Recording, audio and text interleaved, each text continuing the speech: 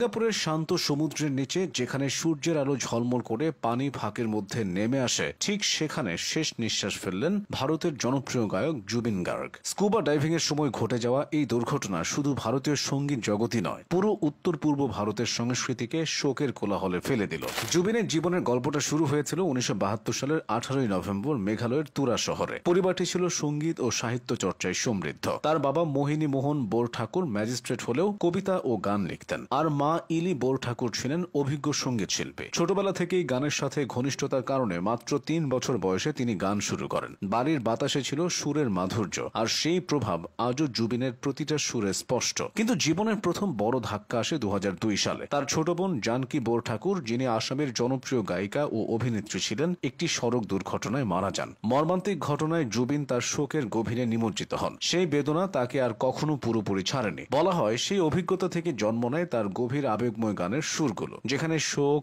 আনন্দ, প্রতিজ্ঞা সব মিলেমিশে ভেসে ওঠে। 1992 সালে যুব মহোৎসবে পশ্চিমা একক পরিবেশনায় স্বর্ণপদক জেতার পর জুবিন পেশাদার সঙ্গীত জগতে প্রবেশ করেন। সেই বছরেই তিনি মুক্তি দেন অসমীয়া অ্যালবাম অনামিকা, যা তাকে নিয়ে আসে পেশাদার মঞ্চে। কিন্তু আসল আন্তর্জাতিক খ্যাতি আসে 2006 সালে অনুরাগ বসুর সিনেমা গ্যাংস্টারে ইয়া আলী গান দিয়ে। অ্যালবাম হোক বা সিনেমার গান, জুবিনের সুরের মাধুর্য ছুঁয়ে যায় শ্রোতাদের হৃদয়। 40,000-এরও বেশি গান রেকর্ড করেছেন তিনি। অসমীয়া, হিন্দি, বাংলা, ইংরেজি ভাষার সীমা তাকে থামাতে পারেনি। তার ভক্তরা জানত জুবিন কখনো নিজের অসুস্থতাকে ভয় পেতেন না। অনেক আগে থেকেই মৃগী রোগে আক্রান্ত ছিলেন জুবিন। তার কারণে 2022 সালে ডিব্রুগড়ের এক রিসোর্টে পড়ে মাথায় গুরুতর আঘাত পাওয়া সত্ত্বেও তিনি মঞ্চে ফিরে এসেছিলেন। গলা কেঁপে যেত, শ্বাসকষ্ট হতো, তবু থামেননি, কারণ ভক্তরা তার সুরের জন্য অপেক্ষা করছিল। সিঙ্গাপুরে নর্থ ইস্ট ফেস্টিভ্যালে পারফর্ম করার জন্য গিয়েছিলেন জুবিন। সেই দিনে সূর্য উঠেছিল শান্তভাবে। কঠিন এর রোগ নিয়ে স্কুবা ডাইভিং এক প্রকার মরণঘাতী হলো তাই। 52 বছর বয়সে চলে গেলেন সেই মানুষ